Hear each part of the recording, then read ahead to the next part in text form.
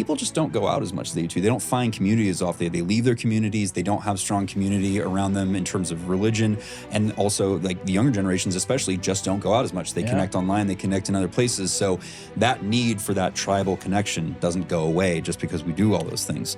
And what do? When we don't have all those other anchors to define our tribe, we find other things, whether it's I am a golfer or I'm a sneakerhead and I love that stuff. So we find ways to do that, and brands can leverage off that. Brands can create community around that. And I think that it's not new, but I do think it's getting more exacerbated. And I think that identifying either based on your values or based on location, that there's any number of ways that a brand can leverage off of that. But I think it's getting more pronounced. And I think that people are looking for connection and their tribe in a way that it's getting more severe than it has been in the past. There is very much a value in saying I can draft off of that as a brand, as a marketer, and be able to create real stickiness with my product. If someone says, like, I only buy Fender or I only buy Canon cameras, there's real value to that. And we can measure that. Financially, we can measure that with growth in our retention. And you've got to be consistent with that more than anything. So what happened to Bryan? Oh, Bryan. Yeah, so he less than 24-hour notice. So we knew something was going on. We have just a Slack channel with the four of us, and there's constant bantering. We're just sharing all kinds of stuff. It's very, very active. And he went radio silent. Which is unusual of him, because he's usually the guy who likes to stir the crap out of everything. And right now, 28 hours ago, he let us know that, and I get it, great opportunity for him as Pride at a conference in Orlando that's going on right now in the pet food industry, but he had to do it. So they bailed on us. Yeah. This guy. Well, it's okay though. We call him Pull Out Bryan anyways, except for having kids. But everything else he's not. Everything else, because every time we go places, he's like, I gotta leave night early. And we're like, but we had plans. And he's like, well, this has happened and that has happened. That's always his excuse. So he didn't pull out in Atlanta last time, did he? No, he did. He did stay one night that night. Yeah, he pulled out in that's because we made fun of him so much, probably. Miami, the day we're recording, he was like, he's like, when are we recording the last episode? Yeah, I got to leave to the airport right after that. He did a couple times on us. Yeah. Chicago. So, Chicago, he did that too. Yeah. I don't remember Chicago. Yeah, he left a night early too at Chicago too. Then Sub Summit. Sub Summit. He tried to leave, but the flight got canceled. Couldn't get away. See, that's what I'm saying. Pull out Bryan. Yeah. I don't know. They pulled the ultimate one, but it's all right. We've had some great people. Greg, of course, coming in, and we also had Anthony come join us, so it's been great. With that, guys, let's shoot this pod in 3, 2, 1. Welcome to the Awesome Pod, where we talk a lot. E-com is the path that we walk a lot. From 4 point of views when we're talking shop. Amir from the agency and Jimmy from SAS. John has an Android, but give him a pass, cause he's an operator building brands like a carpenter. And that's Bryan, he is the marketer. Like I said, this the Awesome Pod, where we talk a lot. E-com is the path that we walk a lot. From 4 point of views when we're talking shop. What is up, everyone? Welcome to the Awesome Pod, a show about perspective from the eyes of an agency, SaaS operator, and marketer focused on the D2C, e-commerce, and retail space. All right, today we are here on episode 46. I want to go ahead and quickly introduce everyone. First things first, I got John Roman, Android-loving survival king. What's up, man? You ready to eat something after this show? Yeah, I'm hungry. Yeah, I'm hungry too. I can't wait. We're going to go over to Lemongrass and get some Thai. I got the best Thai in town. I've never had it before. I love that place. Have you had it? No, not yet. Wow, dude, it's great. Okay. They got great tofu options for the Prince of Bosnia, the mayor of Chicago, Amir Grosinic. And you messed up my name. It's close enough. Oh, well, it's close enough. Hey, we're gonna go enjoy the greatest city with another great meal. What do you think about that? Great city. And then we've got a special bestie to join the group here. We've got Greg Dalby, the D2C musician, 20 years of e-commerce experience. He's the SVP of Woobles, the leading crochet kit brand that won't leave me alone in social media. Welcome back again, Greg. Great to be here. All right. And my name is Jimmy Kim. I'm the moderator, the brain, the man of the people, and the email dude here today. And if you're listening to this pod and you want to hear unfiltered hot takes from us, all of us, we drop them each and every week. We've got a newsletter. AwesomePod.com. Come check us out. Plus, we have a really cool website that it does like fancy, flashy. So come check us out. All right. Guys, today I'm going to jump into another topic, community. We hear it all the time. The communities, things like Workspace 6, which is one of our sponsors for the e-commerce founders. There's retention marketing communities. I've got one. There's Slack groups. There's Discord groups. There's WhatsApp groups. Why is community becoming such a big buzzword in e-commerce and in D2C? And how does it differ from having just a loyal customer? Is it generational, you think? This is the first thing I thought about right away. Is there a shift from transactional sales to relationship? Is it why UGC and long-term branding have become popular? What do you guys think about community? Like, I'd love to just get a high-level thought. So I'll jump first. So I've had a talking point on this before. If you this isn't novel. This hasn't just started. It's been something that's been trending in this direction for a very long time now. And consumers, and I know you gave some examples of like B2B, but consumers in general want to have a connection with the brands they purchase from. They want something more than just giving money and getting a product. And I think it's that behavior, right? It's a consumer behavior that has continually shifted in that direction. What do you think? I mean, I've said for a long time, I think I said on the pod too, just the way it takes a village to raise a child, it takes a community to build a brand. And I think you need people to be able to relate to you in order to become kind of the champions of your brand externally. And I don't think it's anything new. I think we've always had this. I think we've built communities around equity, celebrities, and athletes. I used Jordan before. Jordan was the first one to get a shoe deal, to put his name on there. And why did Nike blow up? Because we all wanted to be like Mike. Be like Mike. And we thought when we would put the shoes on, we could fly, we could dunk, we could shoot, we could. Yeah, I fact checked it. It didn't work for me. No. For what? I fact checked it. You can't dunk? I can't dunk. No, me neither. It's all right. He's like, I bought 20 pairs of Jordans and I still can't dunk. People might have been wondering. I just wanted to set the record straight. But I think through a lot of different ways, we've, as marketers, operators, have tried to leverage equity of people, whether singular or plural, to make connections and have kind of people believe, Greg, you alluded to the story. And I think if there's no story, I think people kind of, it becomes transactional and you don't keep people based on transactions. Greg, what do you think about this? I mean, you guys hit on it. It's not new, but I do think that there's a bigger macro thing happening in U.S. society. I'll narrow in on that, but the tribalism of human nature. We are by nature tribal creatures, and one thing that we see is that people are more transient than they have been in the past. We move more. We don't stay near our parents. We don't stay near our communities anymore. Religion is active engagement in any kind of religious service is on a massive decline in the U.S. and people just simply don't go out as more. I mean, I was reading a statistic that the amount of kids that go out once or more during the week with their friends is like cratered. It used to be like at least 70% of the week, and now it's like 10% of the week. Whoa. So people just don't go out as much as they used to. They don't find community as often. They leave their communities. They don't have strong community around them in terms of religion. And also like the younger generations especially just don't go out as much. They connect online. They connect in other places. So that need for that tribal connection doesn't go away just because we do all those things. And what do we do when we don't have all those other anchors to define our tribe? We find other things, whether it's I am a golfer or I'm a sneakerhead and I love that stuff. So we find ways to do that, and brands can leverage off that. Brands can create community around that. And I think that it's not new, but I do think it's getting more exacerbated. And I think that identifying either based on your values or based on the location, like if you're into a local brand, there's any number of ways that a brand can leverage off of that. But I think it's getting more pronounced. And I think that people are looking for connection and their tribe in a way that is getting more. It's getting more severe than it has been in the past. Do you think it was definitely moving in that direction? I'm guessing the pandemic kind of maybe shoved it a little bit. 100%, I think it's loneliness and identity. I mean, 100%. I think you guys are perfectly right on that. Like you guys kind of all said it in different ways, but as Greg said, like religion is no longer as popular as it used to be. But if you look back 20 years, religion was everything, right?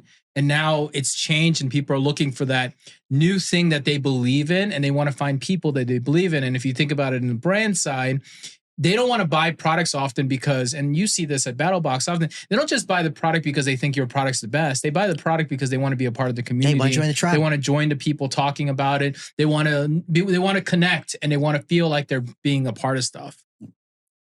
And sorry, I know you were going to say something, Jamie, but it reminds me of, if you look historically in the 50s and 60s in America, American cities and especially suburbia post World War II, there was a lot of clubs. And a lot of people weren't really vocal about where they belonged until, the Vietnam War happened and there was a lot of activism. But everyone was kind of finding these like micro pockets where they belong. And I feel in a political, economic, even whatever climate you want to label it, people are now, I think, more afraid to publicly be themselves. And they're looking for those pockets of outlet, whether it is a knitting kit or whether it's a survival kit. Like, where do I belong and who can I relate to, where I can be one version of myself? And I think we're seeing more and more of that. But actually, I'm going to disagree with you. I think people are more vocal about that online, particularly. I think that's where brands that draft off of that have done very well, right? I mean, you even look at things like the firearm industry is on fire. That was bad. What you did there. But yeah, the firearm industry has continued to grow and grow and grow, and they're absolutely leveraging off of political moments and social moments, and that's an identity building point, right? People are vocal about that, and that's probably an extreme example. But I think people are actually more will, and I think it is because of that loss of community that was more organically around them. They kind of like there's a need to shout from the rooftops, "Who am I? What am I about?" There's this so much oversharing on social media. Absolutely, yeah. Why? But I would say I agree with that. Yeah. But I would say those are the fringes, the 10% on one side, the 10%. I think the people in the middle that kind of just want to live their life, they don't know where to go. That's a fair point. I think in general, I think we do see that a lot where smaller people or smaller groups are just so loud that they command a bigger chunk. We think it. They do. What do they say? The 5% make all the noise or whatever, right? It's the same idea. Go. Yo, listen up, let me put you on game. OmniSend's got the tools and everything that they claim. Email, SMS, yes, all in one. E-com brands love it cause it gets work done. Yeah, 125K worldwide. Reviews so high, got them beaming with pride. And their stars are 4.8, no joke. Shopify back, so you know it's dope. Automation so slick, like a self-driving whip. Bring them back with a click, never losing the grip. Easy migration, yeah, that's no stress. Support so strong, got me feeling real blessed. No sneaky fees, no surprise in sight. Ain't calling it alignment just to raise the price. So if growth is the goal and sales on your mind, OmniSend's got the tools, now go get what's mine. Hit OmniSend.com today and watch your brand take off, okay? Oh yeah, and tell them Awesome sent you.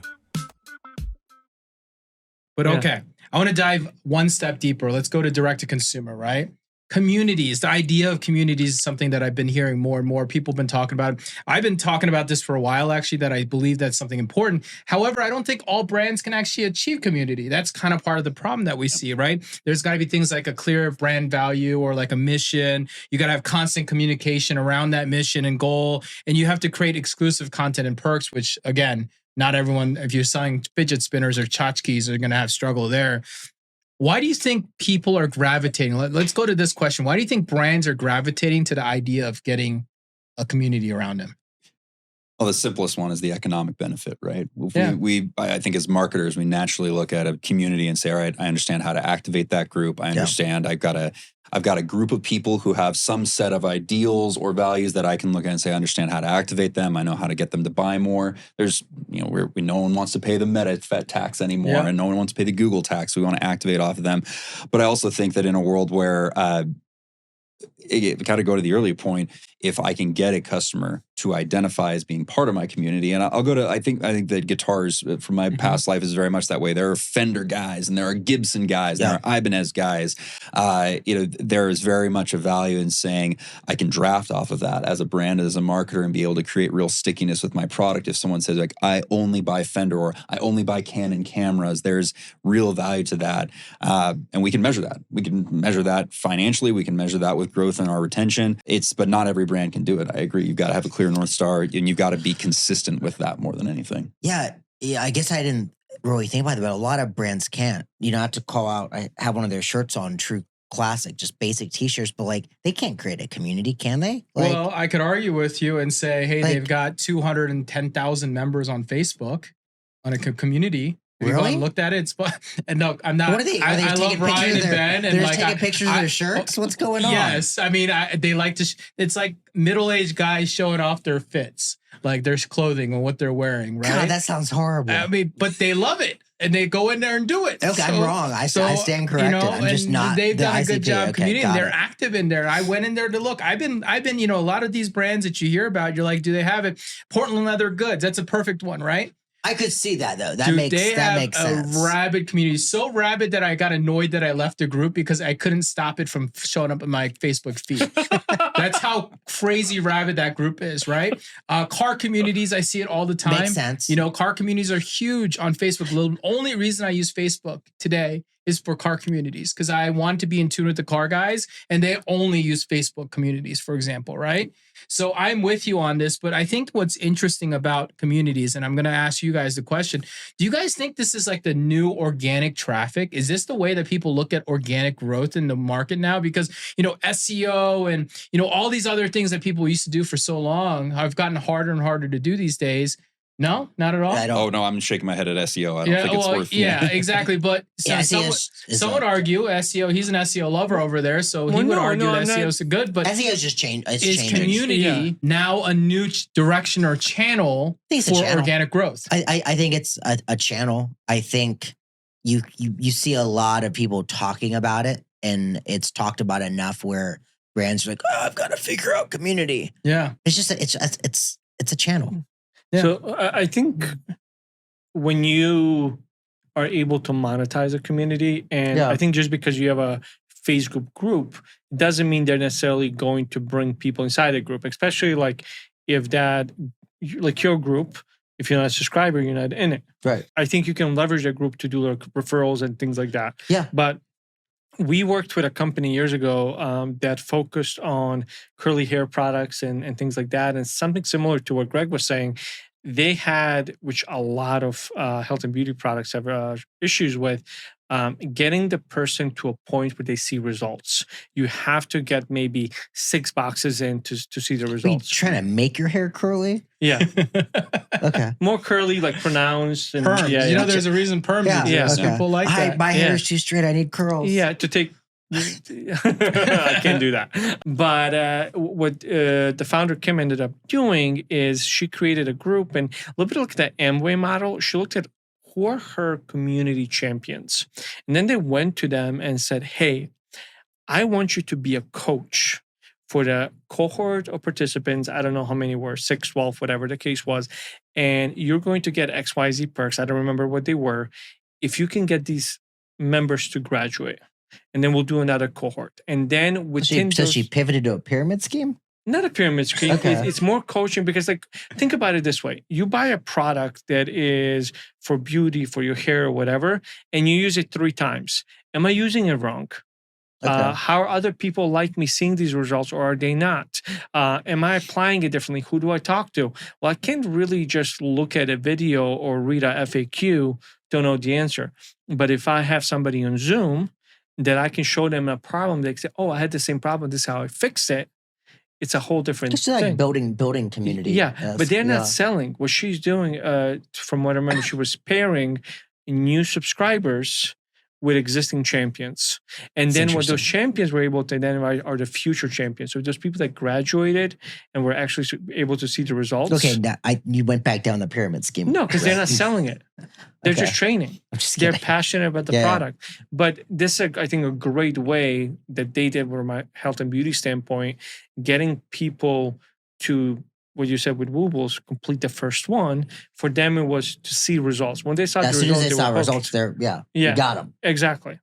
And I think that's a wonderful way to do a community. Yeah, it was a way to get them to the finish line. It's incredibly interesting. Yeah. How are you seeing it, John? Like, you have a big community of people who are talking to each other. How do you see them kind of interacting with each other and selling each other to ultimately? I'm sure there's some selling going on, not on purpose, not intentionally, but they are. They're kind of like your advocates or your loyalists who are in the market. Like, someone might come into your community and say, hey, I'm thinking about making a purchase, and I bet you a bunch of people jump in. Oh, you should do it, and so forth. I'm sure that happens, right? Yeah. So having it paywalled, it's interesting. I almost view at times we have two different communities, right? We have the members only. You pay your monthly, you have access. But then we have like the community that's just on organic content that we're putting out, right? People that always comment, the people that have full conversations. So I look at both of them slightly different. I think I look at the content community in the way most people look at the funnel piece, the channel piece, the 200,000 dudes with dad bods taking pictures of their true classic fits, which is just so bizarre. I almost want to like search it after this. Go join it. I'm not joining it. You should join it. I 100% promise you. I'm sorry, John. It. We kind of fit the demographic. I'm not joining it. But you know, the community, it's more, there's a little bit of what you described, but it's not a lot of, there's not a lot of product selling, right? It's where we're getting a little bit deeper, right? It's best practices. And every once in a while, hey, insert outdoor brand is having a sale, you should check them out. Or, hey, we're having a sale, check them out. But it's not necessarily selling. It's almost retention.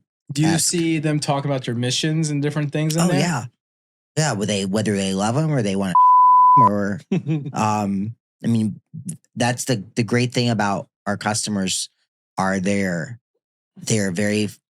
fans, right? They're fanatics. Well, they're fanatics about the outdoor space, survival, right? Like I know, and they will, they won't sugarcoat it. If they think we missed the mark, they're going to call us out on, which is great though, because it's a customer feedback. Yeah, give it to us.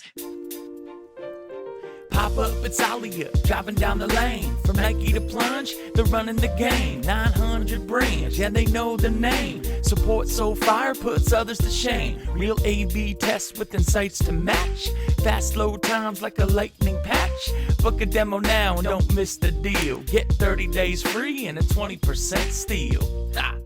Big shout out to Alia, an app that is revolutionizing how brands turn website visitors into loyal customers. With some of the highest performing pop-ups in e-com, Alia is helping brands ditch traditional web forms and double down on education, personalization, and conversion. We highly recommend you check out Alia at alialearn.com today and let them know Awesome sent you.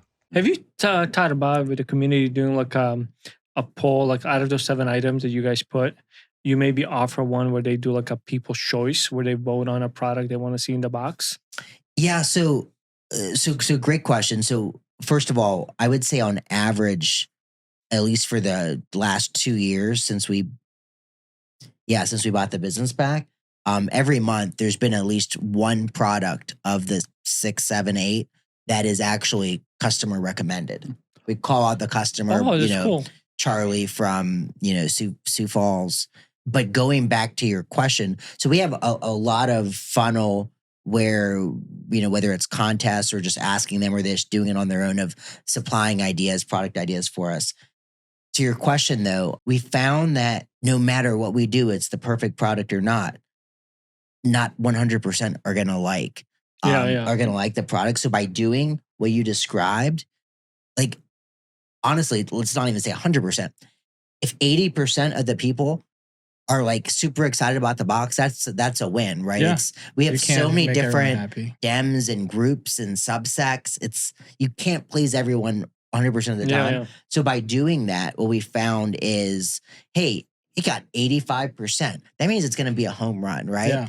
But by putting it out there in the poll, we've now created out of thin air a bad experience. We're now 15% of our base voted and said, no, I absolutely don't want it out there. Then they open up their box. Surprise! Here's that you said you didn't want. This is interesting. It creates a negative. Yeah. We tried that and it's very, very interesting. And they're like, why didn't you listen to me? I can get that. Yeah. Why'd you ask? All right. Greg, I want to jump to you because I know you guys have a very interesting community over at Woobles. I'd love to learn a little bit about like what do you guys do?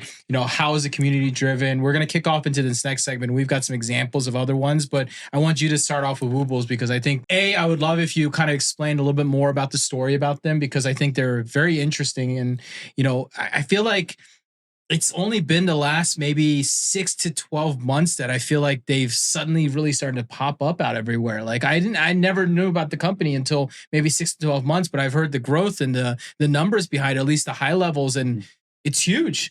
It's huge. We've sold over 1 million kits so far. And the company continues to grow. To your point, the founder story is great. Justine and Adrian, husband and wife founder of the business, brilliant people of their own accord. Justine was an instructional designer at Google. Adrian came from Wall Street. And, during the pandemic, Justine was a manager at Google. She found that she hated managing. She wanted a way to relieve stress. And so she started to learn to crochet.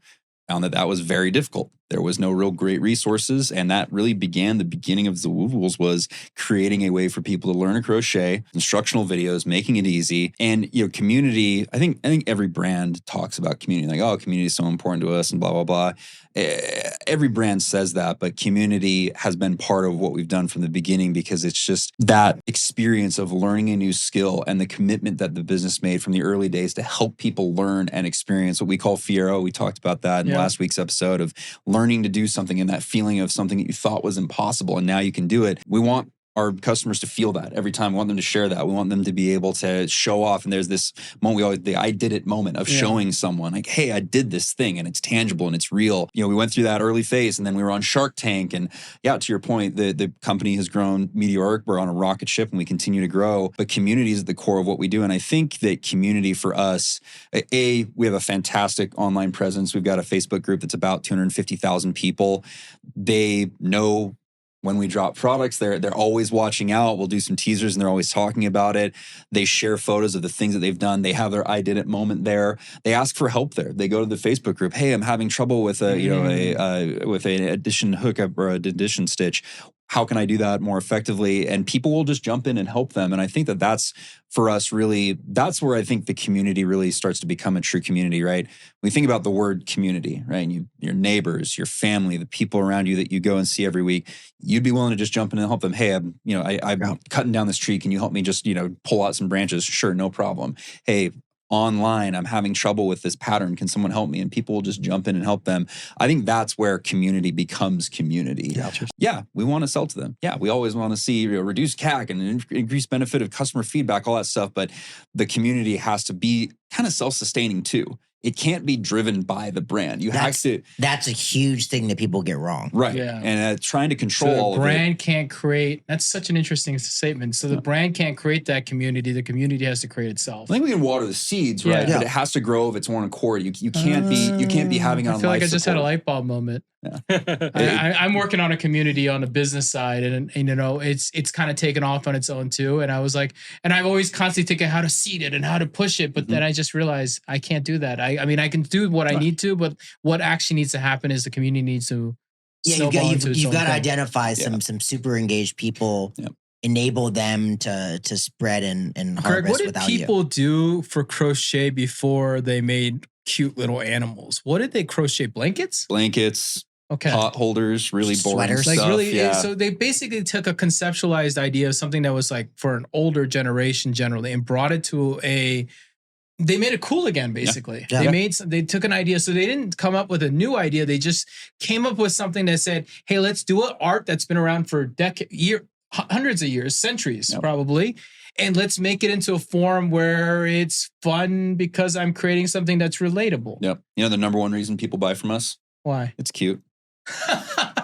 As we look at the post-purchase, that's the number one thing. That's the reason people buy. Every little thing you guys, especially to be fair, they're cute. Yeah, they're cute. They're adorable. I love them. Yeah. I think that there's just a great simplicity in the fact that we took something that was not that exciting, not that interesting, made it accessible, made it cute. Grandma's hobby is now. It's kind of wild. Exactly. And made it easy. I mean, if we talk about it, I think from the outside, many people would say we're a crochet company. We don't consider ourselves a crochet company. Yeah. We consider ourselves a learning company. Learning company. We're trying to help people learn a new skill. We're trying to help people experience Fiero. And that, as we look into the future and we think about what does the Woobles look like in 5-10 years, I guarantee you we won't only be doing crochet kits. What do we do from here is still a question that remains to be answered, but we'll be doing more than that. So community is going to be part of that. And I think but you're a learning company. Right. So yeah. And I think even the background of the founders, it's not what I would have expected. No.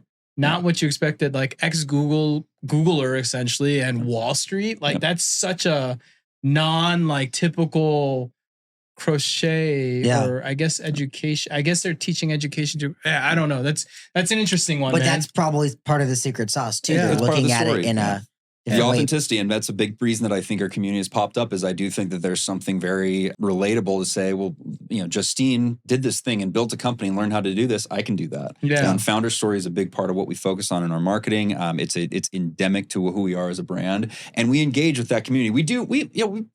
I think it's the difference between guiding the hand. You don't want to guide the hand of your community.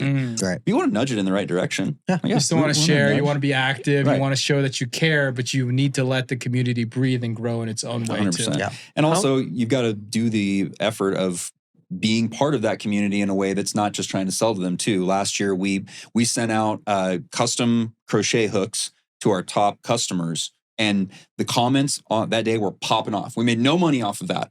Didn't cost us that much to do, but we sent that out for free. There was no tease. We just simply put them in the mail, sent them a thank you, and just said, hey, thanks for being part of the journey. And our community exploded that day. Now, were there the detractors who are very upset that they didn't get one? Absolutely. 100%, right? That happens. And that's part of community, right? Your community's around you. You put up a new paint on your door and your neighbor's like, that's the ugliest thing I've ever seen. And they're complaining on the community Facebook group, right? That stuff happens. That's the worst. But that's the commitment to community that you have to have, is you got to be there for the good and the bad in the same way that in your real world community, and you'll be through that. The people you want in the community, the good customers, like, some of them probably got a little bit upset, but they said, They got over it, right? There were so many people who said, "I'm disappointed that I didn't get one. Yeah, but I hope I get one next year." Or I understand they can't send a hook to everyone. That's what you're hoping for. And that's the understanding. And so you just have to take the ups and the downs with it. But that's part of being engaged in the community too, is doing things that you would be part of a community in. We did a big birthday bash last year in New York City, completely free. People came in, got to be part of the Woobles IRL.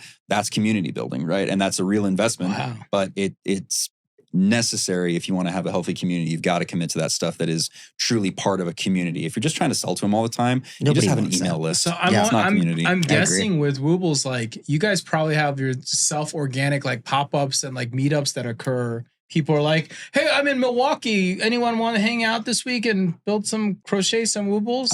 I'm sure it's happening. Who knows? Maybe we'll do WoobleCon in the future. I don't know. But that's WoobleCon. WoobleCon. I like that name. That's fun. WoobleCon. How much of your community, giving the crocheting piece, is maybe not even focused on Woobles itself? Does it get outside of it? Yeah, 100%. I mean, people, I think that our community would say there's a point where you go beyond the difficulty level that the Woobles provides, and they'll do more complicated stuff. We've seen people make all kinds of custom, they've designed their own patterns to make things that are incredibly intricate. And so there is a definite skill building. And again, they create this thing, they want to show it off, they want to share. And in a world where you probably don't, I'm sure it happens, but there's probably not many local crochet groups that are going on. So who do you show it off to? This community of people who can appreciate what you're doing, and who can see it and give you a pat on the back. It feels good. There's a definite endorphin moment that happens when you post that thing and people tell you, great job. Do you know if anyone like maybe start to spin off and do like Etsy stores and stuff like that, where you actually empower people to start their hobbies into businesses? We've talked about that. And funny enough, we started on Etsy, right? So the Woobles actually started on Etsy before we moved to a Shopify store.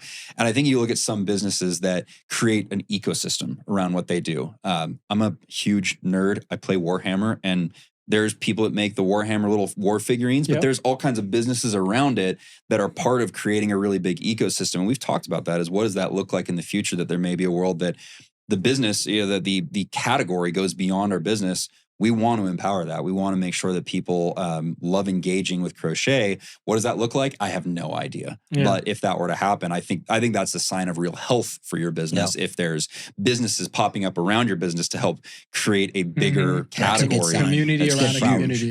Yeah. Or surrounding a product or a service or anything. That's always the biggest side of a community. Even in B2B or B2C, it doesn't matter. Yeah. You see that happen all the time, and it's kind of wild. It is. Very wild. No, thanks for sharing that. That was really interesting.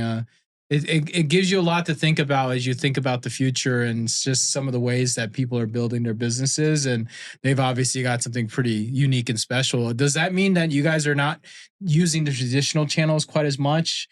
Like, not the way that you would think that you would use, like, in order to grow a business? I mean, look, we spend plenty of money with Meta and Google and TikTok and everyone. So that's still a very healthy part of our channel mix. But I think that the difference is we could pull back on those things and it's going to be okay. Yeah. Right? I think there's a lot of businesses that are so dependent on it, right? They're either on and off. It's a drip switch where you guys have another channel that is working. And as we mentioned earlier, it's the organic growth channel that you guys are developing. And over the next probably couple of years, it's going to take over and become a monster. And you may not have to spend as much. That's the goal, right? God willing, hopefully. I think that's the right move. I mean, your brand is kind of like the early inklings of, as we go into the next segment here, like Lego, right? This is one of my first ones that I wanted to talk about. And anyone probably listening to this pod knows what Lego is. They're little toy bricks, building kits. They have been around since 1960s or 50s? Mm-hmm. I don't actually know, 60s. But it's 60s, I think, right? Yeah. My son, for example, is a huge Lego fan, and there's no real reason. He actually only likes one part of Legos. He doesn't like all Legos. He likes Lego cars. He likes to build cars. If he gets it was his birthday recently and he got Lego, like other things, he's like, can we go return this and go get cars? Because you like cars too, I like cars. He liked Legos. He somehow matched those together and now likes Lego cars. But if you look at Lego, which is really interesting, as you said, first of all, they've got community around the community, right? So they've got something called AFOL, which is adult fans of Lego. So they're basically adult hobbyists that have grown up and become content creators and so forth. They also have Lego ideas where they're working with their fans and they're connecting and they're bringing new projects and ideas into taking public votes on next Legos. And then, what the big thing is, you mentioned it, there's conventions around it, right? Yeah. Brick World, Brick Fair, user groups around. I mean, there's also Legoland. There's all these things that are happening in Lego. And what's interesting about it is they've really been time tested a lot in that they were popular. They lost popularity for a while, but they came back to popularity. And what it's really interesting, especially with the people stealing them and like there's theft going on with Legos, like because they gotten expensive too, right? Because they keep raising the prices, raising the bar. And what's interesting that I think about Legos has been interesting is they've held their core community and their core thesis group. And even when they got unpopular, they still stayed and maintained their growth because not growth, but their community, right? Their core community. And because they maintained it, when the optionality of growth of other people getting interested, they kind of took off with them. And kind of like Woobles a little bit, they kind of figured out like, okay, maybe we can't just build houses and random Lego stuff. Let's go partner with a lot of companies. That was their big thing that they did in like 2015, 2016, I think. They started partnering with like Disney and like all these people and said, let's make Lego the base structure to build towards the thing that person wants. And suddenly the unlock happened, and Star Wars, that was the big one that really took off for them. But it was like Star Wars and Mario Kart, and there's all these little different ones that they're building with today, and it's a super popular brand now. Yeah, they've figured it out with that move because it's interesting. And there's the Lego truist that it has to be a Lego product. But so Lego lost, just because it ran out, because it started in the 60s, the patents on most of their traditional, the basic ones. I didn't know that. So it allowed all these brick companies to come out. You look on Amazon and you look at Titanic ship, there's the Lego Titanic, and then there's like 15 other companies that offer identical, a version of with all the stuff that came out of patents. Them leaning in while they still had the community, they still had the market share to Disney and all of the other brands was a really smart move. And now you can buy a $2,000 Lego thing, you know what I mean? And they're for 18 plus. Yeah. I mean, that's the crazy part. Some of I have a Thanos hand and it's I got as a gift. It's 18 plus. Did you build it? No. That's the hardest part. Yeah. I bought my wife a McLaren one because she's like, I really want the McLaren because she's a big F1 fan. And I bought it for Christmas and she hasn't built it yet. No. That's an 18 plus. I tried to get my nephew to build it the other day. Yeah, it's really hard. I suggested. Yeah. What's really interesting to me about Lego, and I don't know if this is accurate, it's more of a question, I guess, is that almost like from 2015, 16, maybe earlier, leverage other communities like the Harry Potters of the world and all of these like... Well, they took other bases of fan bases and they merged them in. Deal. Instead of, the licensing deal, instead of being like, hey, buy my figurines, it's, hey, build my own version of, and then you can customize it a little bit, right? Yeah. You can change the shirt color, you can do this or that, and little things that people love. And there's a proudness to it too, right? There's a proudness to it. Like, I'm proud that I built something myself. Yeah. And that's probably it. But they're definitely very much a fan base of creativity, right? Yeah, it's interesting. The proud based and then the licensing with the other audiences. It's a lot of similarities. That's what I was saying. There's so many similarities. I heard that. I'm like, you guys are basically the Crochet version of Lego.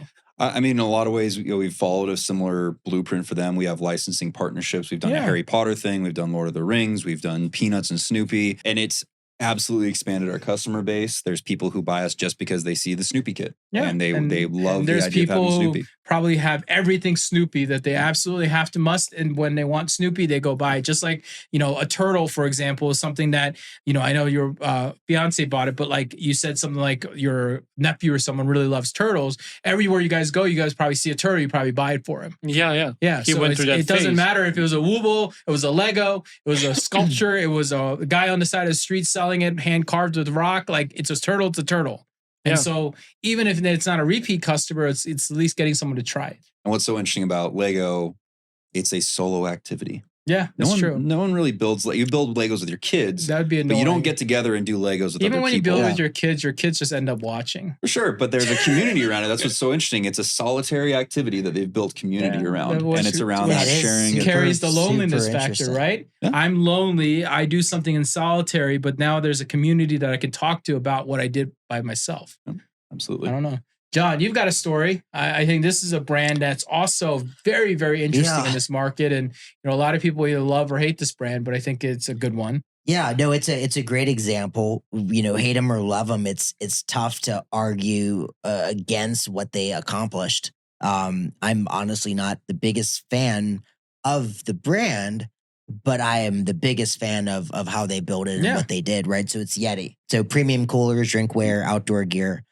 And then somehow, along the ways, it became more about building a tribe and more about putting your Yeti sticker on your truck or insert boat laptop. It's wild, right? A lot of what they did to build the community was on their content play. So this is not an original novel concept, right? Red Bull is probably one of the better known brands for doing this, and just lifestyle docuseries. So pro fishermen, snowboarders, rodeo athletes, they're sponsoring events, posting user stories, building just random outdoor gear. So they did a really good job with that Red Bull model where, Red Bull still phenomenally, decades later still does a great job of it. I saw some guy riding a bike off a cliff, and then it was really off a high rise in Dubai, and he started throwing a parachute. Like it's just a totally different vibe. But it's interesting how they accomplished it because they're expensive, super expensive. Yeah, $400 coolers. People buy multiples, and it's almost like a badge of honor. Like you're not a real cooler dude unless you're got a Yeti. And you're not a real fisherman unless you got a Yeti. That's the thing. That's a thing, which is mind blowing to me. This is a really good story. It's not transactional. It's 100% emotional, and they've nailed it. It's a brand name thing too. Like it really is a brand name thing. I mean, we have like Yeti tumblers, right? Like those coffee cup tumblers. My wife went crazy, and we probably have like 12 of them in the thing, so that when people come over, got to give them to a Yeti tumbler to show them what's up. You know, we got the Yetis. It's funny. Stanley had that little spin that they're still shooting up from it. Yeah. Tackling that tumbler industry. Yeah. That's such a riding the wave moment though, because remember Hydro Flask, like was it 5 or 6 years ago? Yeah. Hydro Flask was the thing. Yep. Yeah. Everyone wanted a Hydro Flask. What was it? It was like a thing like teenage girls, like Visco Girls or something. Yeah, Visco Girls. It was Visco Girls. And now Hydro Flask is nowhere to be seen. So I think I also think it's a matter of like, you got that community, and the moment is happening, you better capitalize because you may miss it completely. 100%. The waves turn, especially in something like fashion, which let's be honest, it's fashion. Yeah. 100%. Yeti, it is Stanley, fashion. it's fashion, right? Yeah. Even my little girl likes her Stanley Cup, and it's like a big deal. Yeah. It's crazy. She's like, "Can I get a Stanley for Christmas?" At least she literally asked for a Stanley. But it's only the She's one only model. 7. Yeah, right? It's only that one SKU. The one you know how many other SKUs they have? I know we sell 3 dozen other SKUs. They only want that one model, the one tumbler. That one model. model. Outsells and I bought the her one others. for Christmas, and she was so ecstatic. She walks around all day at the house, and she just carries her Staying Yeti around, hydrated. drinking and staying hydrated. Yeah. What a But great thing! But you're part of a tribe now, right? I guess They so. walk Well, around. she's part of it. I'm not.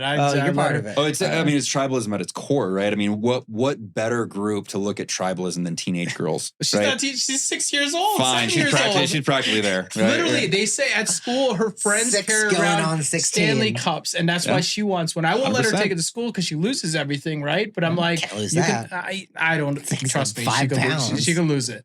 But yeah, she's like in school. Kids are using Stanley cups. That's insane. Tribalism to the core, man. Wow, teaching them young. Amer, we're gonna go to sustainability. Your favorite topic in the world. No, it's interesting as you guys were talking, and the brand I'm going to talk about is Patagonia. It's kind of everything you guys said threw me for a loop, and I'm like looking at my notes and trying to figure out how to position it, because they're not. There's something you alluded to, Greg. They live and tell the story. They're not necessarily this community of a place as far as like there's a centralized location where people go, but there's a centralized acknowledgement of who these people are. And I think there's a few other companies that are like this. I mean, Apple, in a sense, is a community, or Android, however you want to put it. We don't flock that I know of a place where we talk about it, but there's this cultish association. Yeah, I'm wondering if what I would consider Apple's behavior as community, or if it's more cult. It's identity for sure. It's identity. I don't know. I would It's say definitely it's identity. community in the sense that people who are Apple lovers are not just Apple for one product. They tend to have multiple products. Yeah. I also think there's a little bit of cult nature to it at some level too. Like, I don't know. I like Apple products because everything I do in my life ties together. Yeah. And I get that. And Like it's really that hard all to get makes away sense. from If you that. have multiple I mean, I have a Apple watch. products. I don't have it on, the but I have a watch, an ecosystem, iPad, a MacBook, and an iPhone. They all work together, and it's really just nice. I hate saying this statement because it's going to reveal my age a little bit.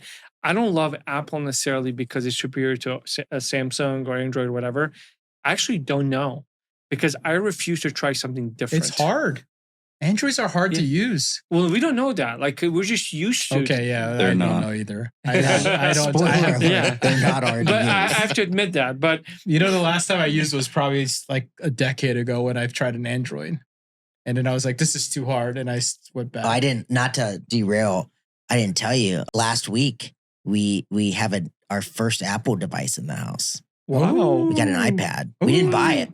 for the kid. We would never buy it. No, like he has a Samsung Galaxy Tab. Oh, Calling at the conference in Vegas the other week. The random drawings. oh, she won one. She literally won one, and they sent it to her. I don't know what to do with it. It's still in the box. Send it Love over to that. me. I'll take care of it. Patagonia.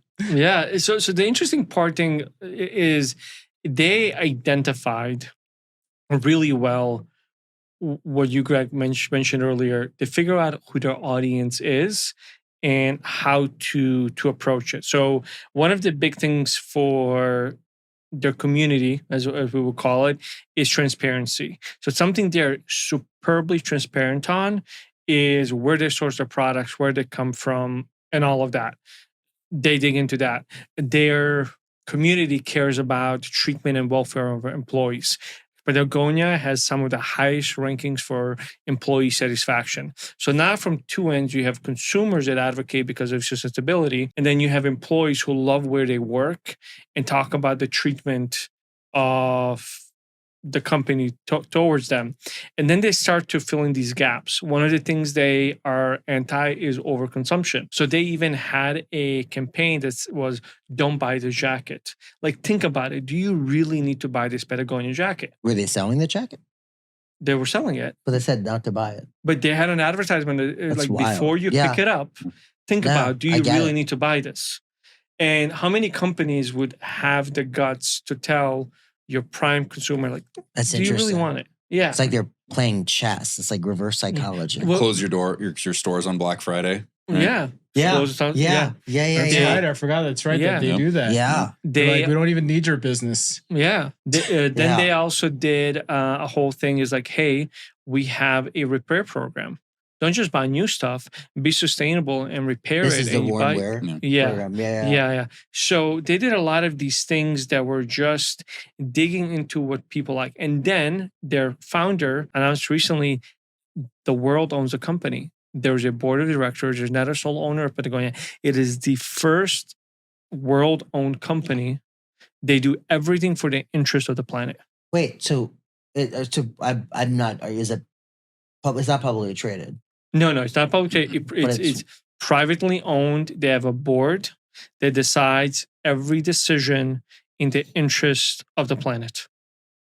The money doesn't go to anyone except the profits doesn't go to anybody. No, it's not a for-profit company. They're for-profit, but everything goes back into sustainability, making things better. They sued governments over cutting down forests, oil spills. What kind of salaries are the C-levels making?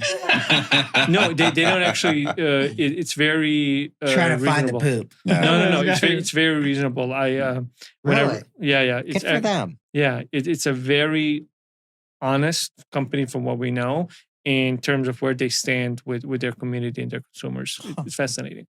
I am one of big proponents of Patagonia. When I go buy t-shirts and things like that, if it's not a client t-shirt or client something, I go and spend a little extra money on them because I know they're doing the right thing with my money. Why do VCs wear their vests? That I don't know. Because they're being sustainable with their Allbirds. I'm just curious. They wear their Allbirds with their Patagonia vests. It's like a prestigious thing for them. Like they wear it. I mean, I recently a client of mine was like, "We've got some Patagonia sweaters that we're gonna send you." I'm like, "Okay, cool." Like, and I'll probably wear it even though it has their logo because it's Patagonia. Yeah, because it's a nice product. Yeah. It's a quality product. They do have quality products. I know. I personally don't love what they. I mean, I respect what they stand for, but I don't like to pay the fees and costs that they try to charge you for the thing that they stand for. They're expensive. Yeah, I mean, it's like for me, another big company was when they came out when I was younger. Toms. Buy a pair. Oh yeah, send Toms a pair. was a big one. I have 10 pairs of Toms, and I felt like I put a bunch of shoes on a bunch of underprivileged kids' feet, and I felt great about it. And I was okay with it, even though their shoes fell apart pretty quickly. Man, I searched, and you're right. They're not wildly overpaid. Well, I think chief executive officer. He's so disappointed. Patagonia base salary of $189K, all in with bonuses $352. What? Yeah. How much do they do a year? How much they revenue? They're $1 billion. Wow. They're $1 billion company. Yeah. Wow. I didn't know that. Yeah. Interesting. Patagonia is expensive. Costco is the same way. Yeah. It also benefits. I'm going to take a wild guess, Jimmy. I don't think you're an outdoorsman. No. Yeah. So I mean, like indoor stuff. Well, but I mean, their mission aligns to their audience, right? Yeah. And they've been very smart about that. And I think that even like the outdoor industry conferences had a bunch of big controversies because it was in Salt Lake City and there was controversy over public land usage there, and so it pulled out of Salt Lake City. Denver. I think they do it for somewhat altruistic reasons. I think they also know their customer very well, and I think it creates real community around. Yeah, if you care about the environment, you buy Patagonia. Yeah, $1.5 billion. Or a VC. Yeah. Or if you're a VC, you buy VC. You buy the Patagonia and the Allbirds. Yeah. Well, I don't know. Allbirds are kind of dying now. I don't know. Yeah. Oh no, they've moved to the Hokas. That's what they wear now because I don't even know they're like running shoes. Yeah, Hokas are because they're so comfortable. I know. Hokas, you put a new box out of the case. I did. Nice. I did. Those are sick.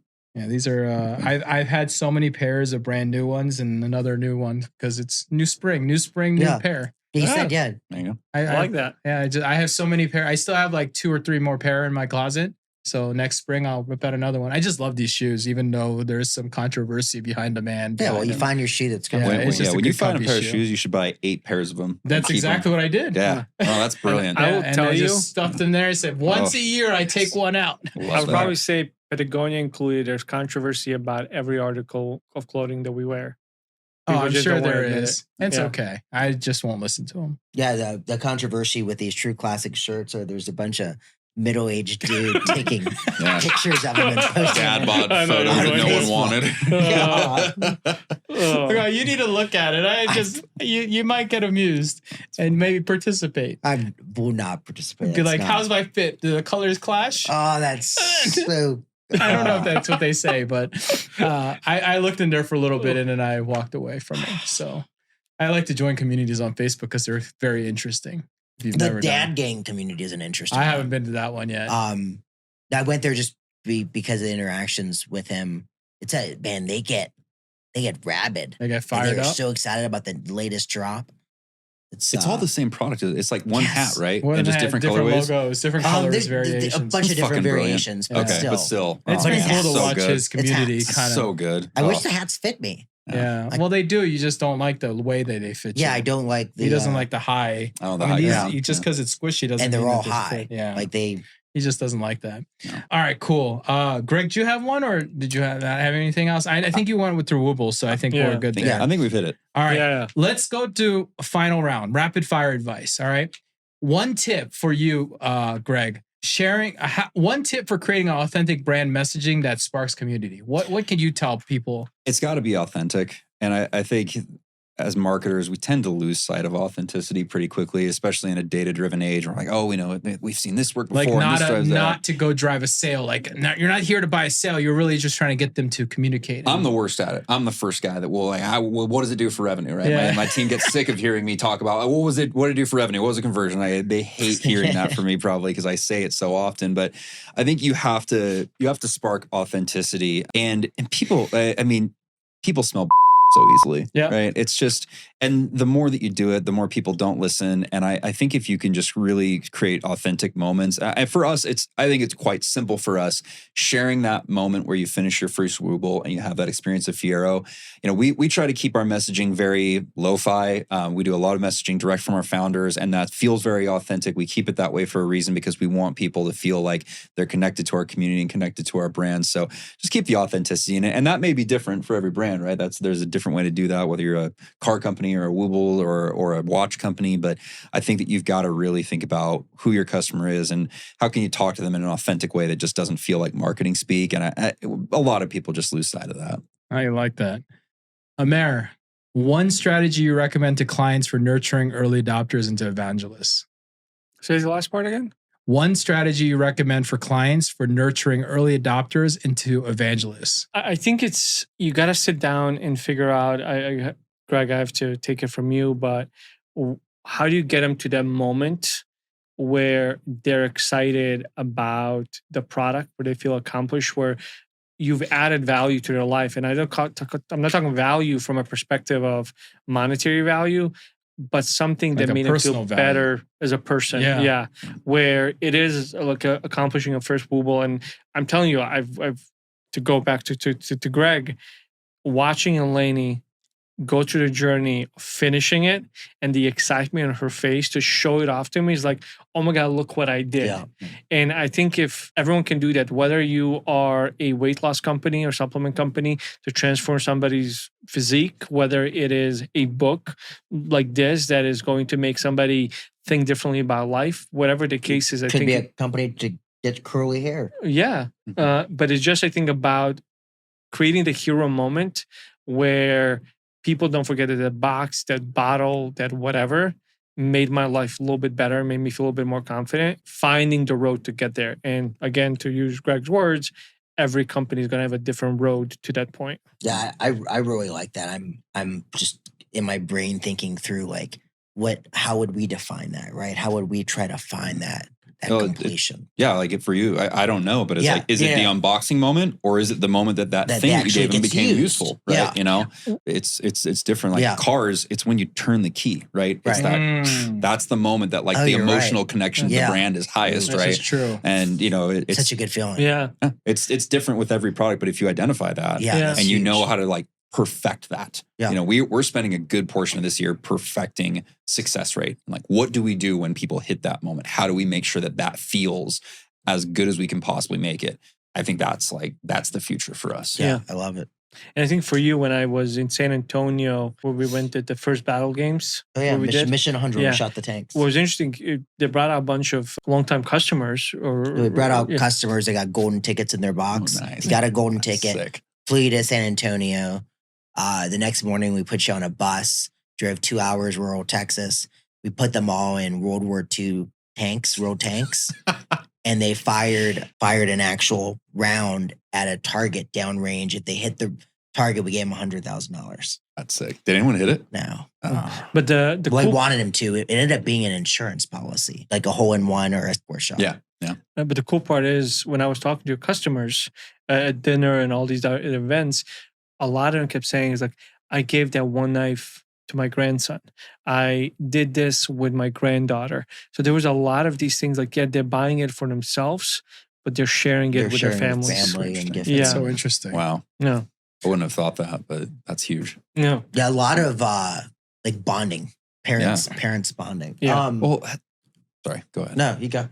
I mean, we're going down a rabbit we're going hole down with your the rabbit brand, but it's like when Yeah. you think about the outdoorsman thing, it's really not a solitary activity. Most people go out in the outdoors with someone. And Right. like my dad was a big outdoorsman growing up, and like the memories I have of being fishing with him or hunting Sure. with him. And it was like, handing down the knife that you used for 10 years or whatever. Now you're going to use that. That part is so quintessentially, it's just endemic to that industry and that experience. Yeah. There's so many things that you learn just by, I would never have guessed, but man, you've learned so much by listening to your customers and what they'll tell you in those authentic conversations. Yeah. With that, John, last question, last fire advice, a practical move you'd make to engage customers beyond just pushing products. I'm a big fan of talking to them in public, like just whether it's social channels, right? Whether it's Facebook posts, comments, like just having conversations with your customers publicly where everybody else can see it is just, I don't know. It's like such Perfect. a Very simple. valuable thing that people struggle doing. Yeah. I think that's a lesson everyone can learn. Just talk to your customers. It really is one of the strongest things. And it's such a simple concept, but one that's really powerful. Yeah.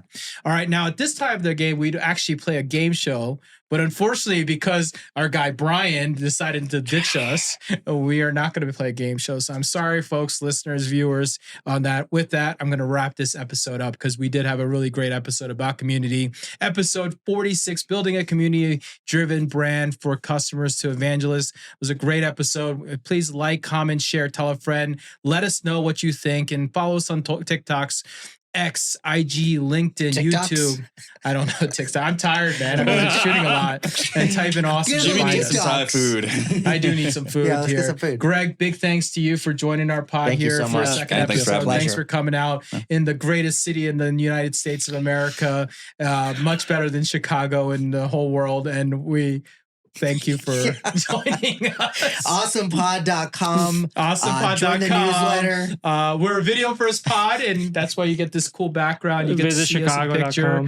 Yeah, we're not going to Chicago.com. But anyways, next week we're coming back with episode 47, and this time it'll be kind of interesting because, we know where we'll be. We'll be in Commerce Roundtable Miami, and we'll be shooting a replay of what we say on stage. And we have zero idea what we're going to be talking about just at this point.